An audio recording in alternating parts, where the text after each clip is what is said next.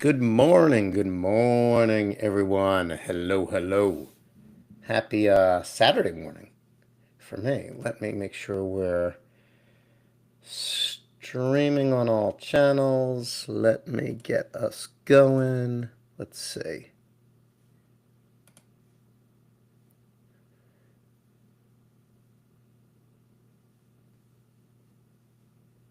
Okay, looks like we're good there.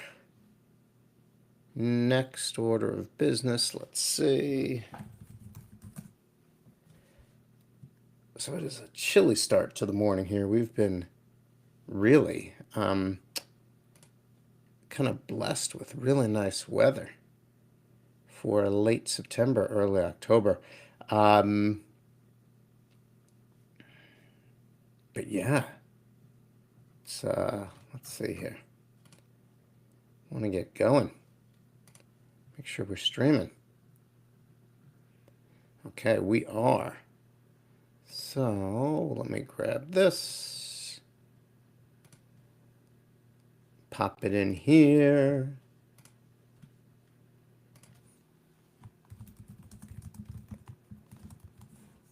Oh no, weird. Sometimes, I don't know. Sometimes I feel like I'm copying a link, but then I don't copy the link. All right, so there you go. Copied. All right, awesome. So welcome. Welcome. Um, Hope all is great for you.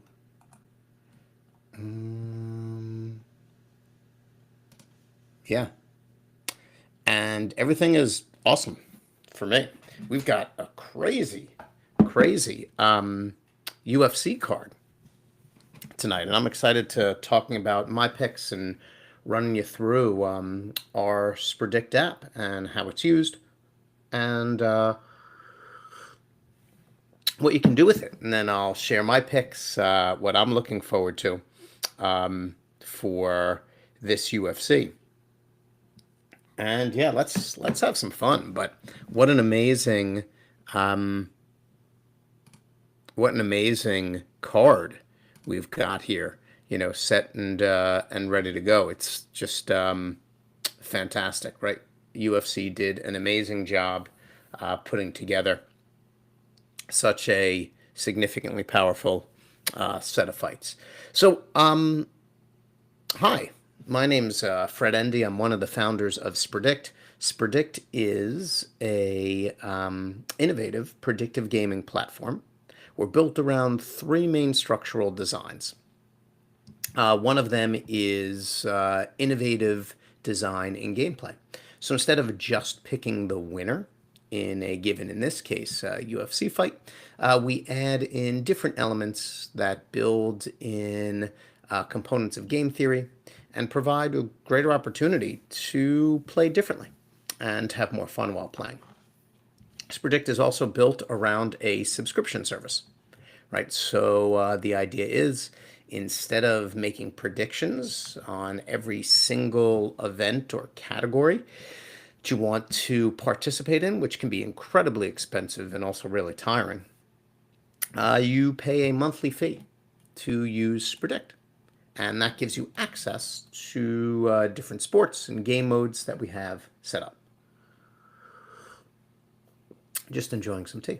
And then the third piece is we are also designed to be like a bespoke predictive gaming partner. We help you build out predictive gaming pools that are of interest to you and to friends and family and larger community. And so those are kind of like the three pillars of Spredict and how we operate. I'm going to show you the DApp. I'm going to take you through how you use it, and then we're going to talk about our picks for UFC 320. So first, you're going to go to dapp.spredict.io. Right, you see it right at the bottom of your screen. I'm going to pull up our DApp, and I'm going to share my screen so that we can all follow along as we make selections. All right, so let me share screen. We want, oh, I see. I gotta pull that out. Hold on. All right, so share screen.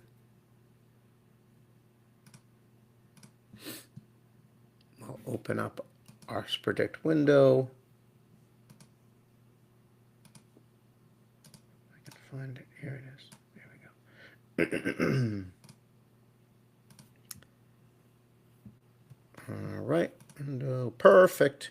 All right, so now you should be looking at our Spredict app on your screen. And I'm going to walk you through all of the key components of it. First, I'm going to call to your attention up at the top. There's a Getting Started button that'll walk you through how to actually connect your wallet. I'm going to use my Abstract Global Wallet. Our DApp is on the Abstract testnet at the current time, right? So you can just connect that way. You see my wallet up in the top right. And then I'm going to take you through the two sides of the DApp before we go into the middle where the actual predictive gaming is. The right-hand side, you'll see live odds. This shows what the picks are looking like for everyone who has put in, for our pools at this point. And then below are all our socials. On the left-hand side, you'll see a variety of different categories. Right now, the Play tab is highlighted. The back end, where you'd collect rewards, engage in staking, is being built. Below that, the sports and gaming opportunities we're currently designing. We're playing a game called Face Off. We're building a game called Tap Out in the background, which is connected to finishing style.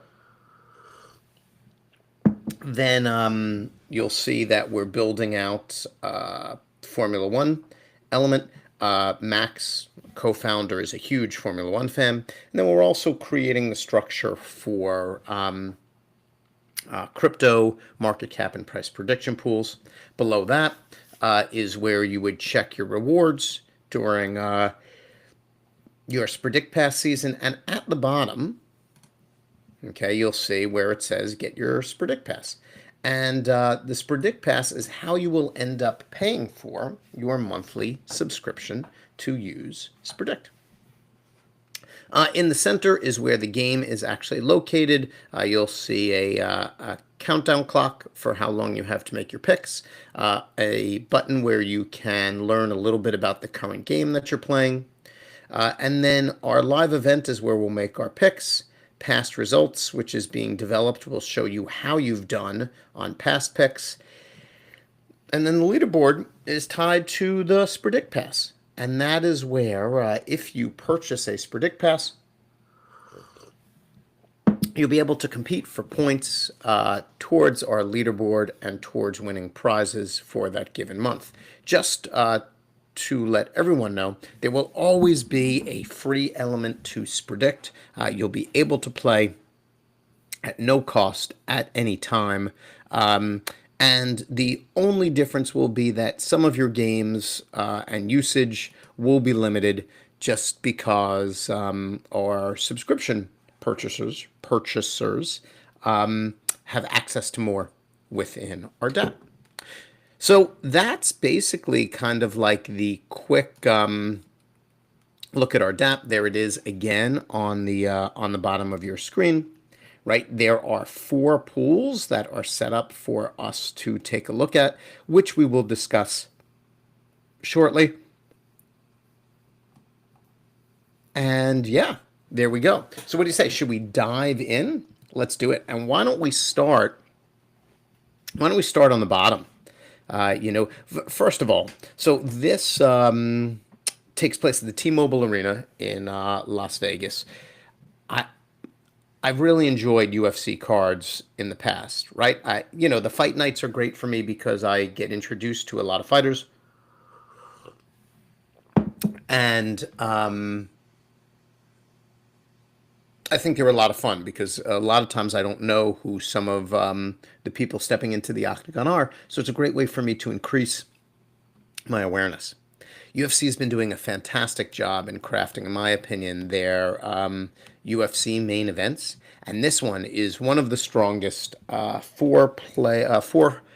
4 fight cards that I've picked from since I started doing this, probably about 6 months ago, and I've had a decent run. A couple weeks ago I was a 4 for 4.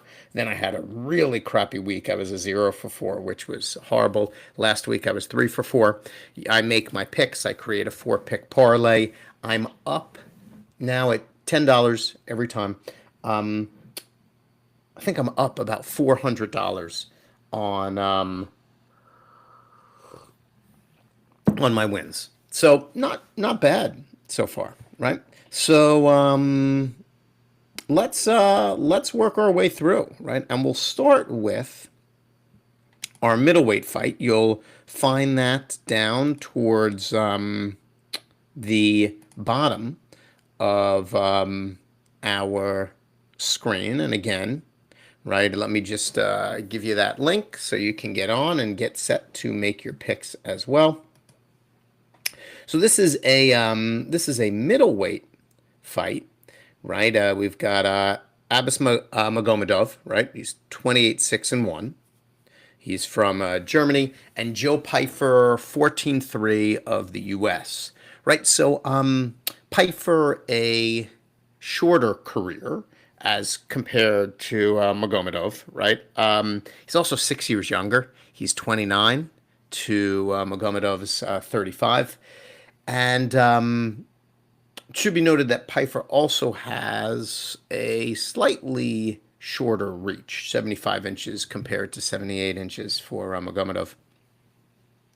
Magomedov a little bit better on significant strike accuracy, takedowns. Both do have decent numbers in these areas. Both can effectively fight upright and on the ground.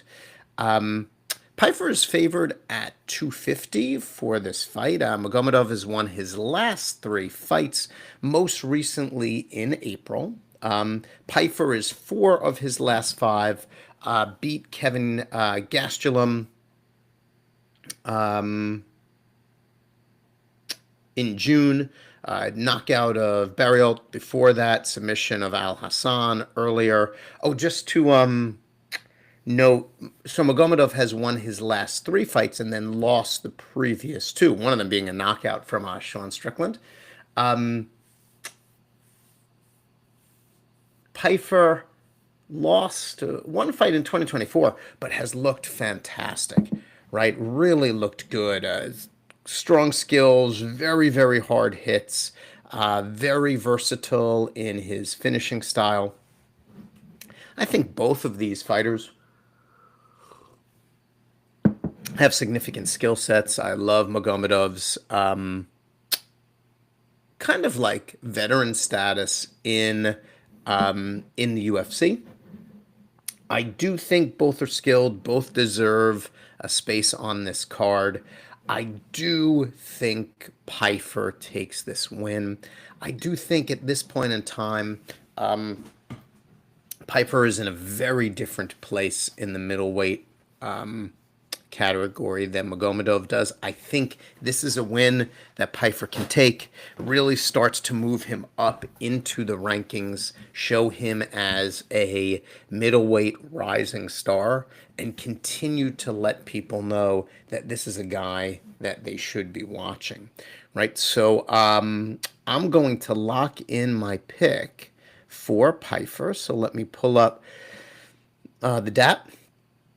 And what you'll see if I go down here, if I click on Pyfer, it turns purple, right? That shows my pick selection. If I change my mind, I can click off, right? One of the things I will point out is to the left, you'll see the ranking categories of those fighters, right? So Magomedov 14th at the present time, Pyfer not yet ranked. The other piece that I'll mention is you'll see a star next to Magomedov. As I mentioned early on, one of the things that we've done here at Spredict is really tried to change the way we think about predictive gaming and really incorporate additional opportunities for people to use other skills as they make their picks, right? So it's not just pick fighter A or B. what that star represents is something we call the favorite feature, something we've incorporated into the design of our some of our games. This one being one of them, where over the course of an open pool selection process, that star fluctuates back and forth based on who the predictors are picking as a majority, right? So right now, Magomedov has that majority, right, and therefore a star. If I pick Magomedov and he wins as the favorite, and I have Spredict pass, I'm competing in the leaderboard, then I would get 1 point. But if I select Pfeiffer, like I am now, as the underdog, and he remains the underdog when the pool closes, if Pfeiffer wins, I get 3 points. So there's a lot of value in thinking about your pick selection, when you want to choose an underdog or not. In this case, Pfeiffer is the underdog on our DAP, but not according to Vegas odds. So this is a great pick for me, both because I like Pfeiffer to win, but then also because if it stayed this way, if more people using our DAP went to Magomedov, I'd get extra points if Pfeiffer won, which I feel, at least at this point, somewhat confident on that he can take this win. So again, you can see how we've built some really innovative features into the design of the DAP. So let's move on to our first of our light heavyweight bouts. By the way, the light heavyweight category is fantastic in this card, right? The division is highlighted so well. It's such a fun division as well because of how hard these guys can hit and the power they pull into their fights, right? So let's look at, first of all, I'm a huge Yuri Prochaska fan. Tremendous. I think he's great. He's a lot of fun to watch. I do also like Roundtree a lot. Yuri's favored at 175. It does feel a bit misplaced to me. I don't know if I would agree with Vegas in this case. It's not a huge difference in odds, but it seems high given how strong of a fighter Roundtree is. Yuri's got 2 inches on Roundtree, 6'3" to 6'1", also a 3.5-inch reach advantage, which does make a difference, right? Yuri's got an 80-inch reach, which is significant, right? He's 31-5-1, right? He's from Czechia.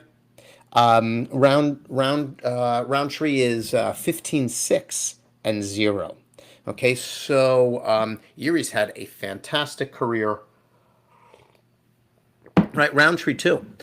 Both are within 3 pounds for weight, 3 years for age, so not a big factor there. Yuri's slightly more accurate in striking. He has a much stronger ground game. That's not really Roundtree's forte, and so that's an area to watch in this fight. Prochaska is coming off a needed win against Jamahal Hill, January, challenging 2 losses over 2 years to Alex Pereira. Yuri's 5 wins to 2 losses since entering the program in 2020. So one thing to keep in mind when you look at Yuri's record, right? He's only fought 7 fights in UFC, and those have been 5-2, right? So key component, because you see 31-5, and you say, and this is not knocking his career because it's been awesome, but you see 31-5, and you say, wow, this is unbelievable. But what you have to remember is that it's really 5-2 in the UFC program, which is different, right, than many other programs. Roundtree is 4 wins to 1 loss over his last 5 fights. He's looked fantastic, right? Had a great fight against Pereira for the title last October. Khalil Roundtree is, just to me, one of the most solid fighters I've seen in the light heavyweight division. Him and Pereira are 2 of the hardest hitting, maybe even I might even give that to Roundtree, to be honest, in terms of the power they put behind their shots. Both Roundtree and Pereira are incredibly versatile too. Yuri does bring physical advantages, his height, his reach. I do think Roundtree is the stronger fighter of the two. And if Roundtree is able to keep Yuri away and avoid loss of control in the fight, I think he wins. Roundtree, I mean. I think Roundtree wins with hard hits, potential knockdowns as the fight goes on. We have seen Yuri with a bit of like a glass chin. He's taken a couple shots that have just dropped him, which are not necessarily surprising by who's providing those shots, but still, a guy of Yuri's caliber and ranking, you expect to be able to take a hit a little bit more. I think Roundtree is a guy who could potentially break that glass chin of Yuri's. Right, it's a tough pick for me because I love Yuri. I love Prochaska. I love him as a character in the UFC lore. However, I'm going to go with the underdog. I'm going to pick Roundtree in this one, in what I think will be a really, really fun fight to watch. So I'm going to lock in my pick for Roundtree. Again, you can see, right, the light up purple representing that I have, in fact, made my pick. Quick mention again, right? If you're just joining us, dap.spredict.io to make your picks. And we're going to move on to our bantamweight selection, right? So this is a title fight. We've got two title fights on this card, which are amazing. Title fight in the bantamweight division. Really excited for this one. Merab Dvalishvili, right, 24-0 of Georgia, takes on Corey Sandhagen, 18-5-0 of the United States. Sandhagen is 5 inches taller. It's crazy height difference, extra 2 inches of reach. Both fighters, same weight and age. So size is almost always a plus. I'm always very wary about picking fighters at a size disadvantage. However, Merab is a takedown machine, right? Their takedown accuracy is similar, by the way, but Merab attempts roughly four times more takedowns per fight than Sandhagen. So I see this as an opportunity where Merab can really establish fight control, generate some solid hits and ground and pound, and really keep Sandhagen out of the lead and out of his physical advantage throughout this fight. Merab hasn't lost a fight since 2018. He's looked great in every fight of recent, starting in particular with his title win off O'Malley in 2024. He beat O'Malley again in June, right? So Sandhagen has won 4 of his last 5. He's looked great in the fight against Figueiredo in May. He did lose to Nurmagomedov the previous August. I do think Sandhagen's solid. I think he's a great fighter. He's had an amazing career. But in my opinion, he isn't a Merab. And this is a tough division to topple winners in. I don't see any chance of going any way other than Merab's in this favor. I think Merab keeps the title, Merab for the win, and looking forward to seeing how this actually unfolds. I just believe this is going to be a case where Merab establishes ground control, and we see a lot of that throughout the fight. So here we are, our other title bout, a light heavyweight fight. I am incredibly excited for this fight with two fighters who I really, really like. I think are incredibly skilled. And yeah, it should be, hopefully, a great one.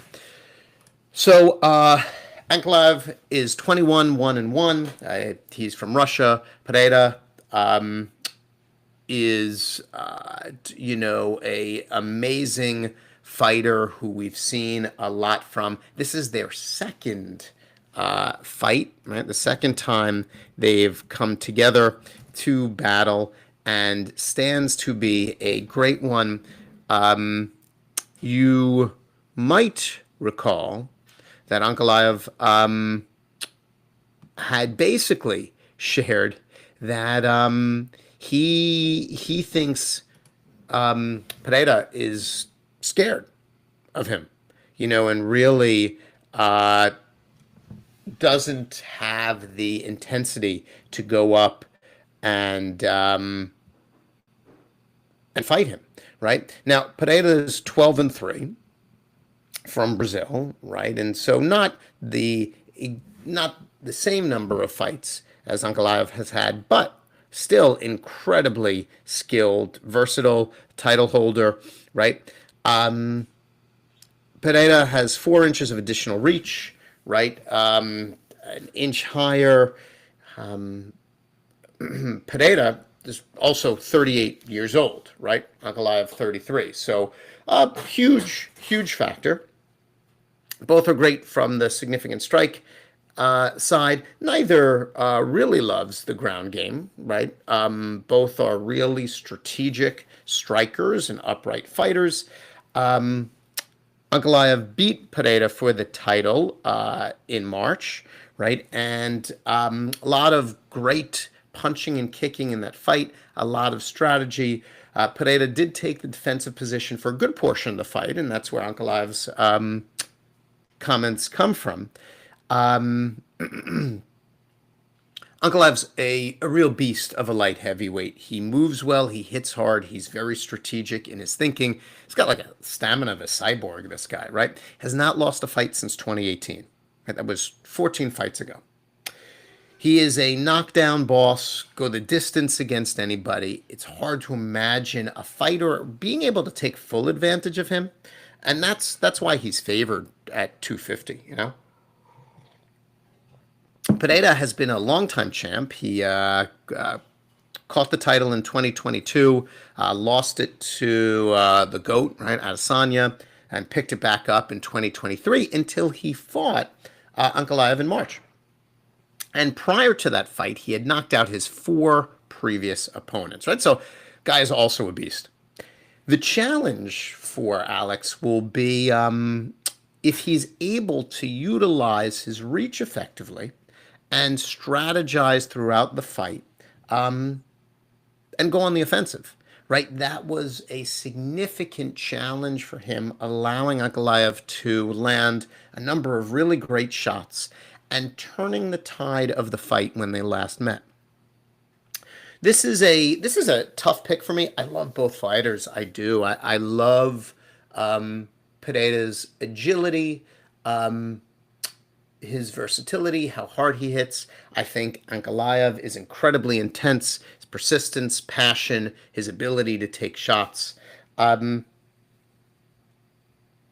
I don't see an advantage in fight control here for either. What I do believe, though, is that I do believe Pereira's career is not over as a title holder. I think that I would, if I were him, and I'm not, but if I were, I would use Ankalaev's comments about him being scared and running away to my advantage and really come out with intensity. Throw Ankalaev off his game the first 2 rounds, and then settle back into the strategic Pereira way. So I'm going to go and I'm going to back Pereira on this one. I think it'll be an upset. To like the amazement of the division, and will continue to shine a light on why this is such a great division in the UFC. So I'm going to lock in my pick for Pereira now.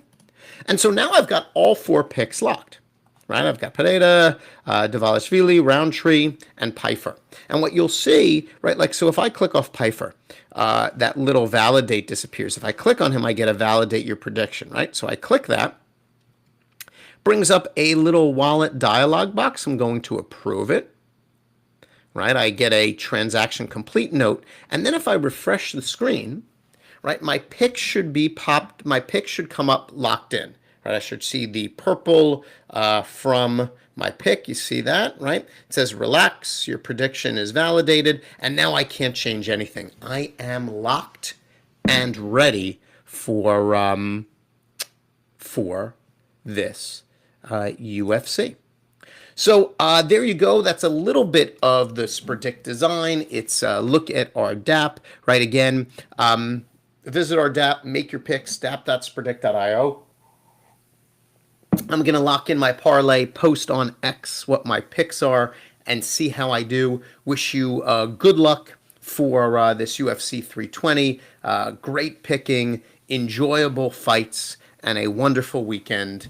And looking forward to seeing you very soon.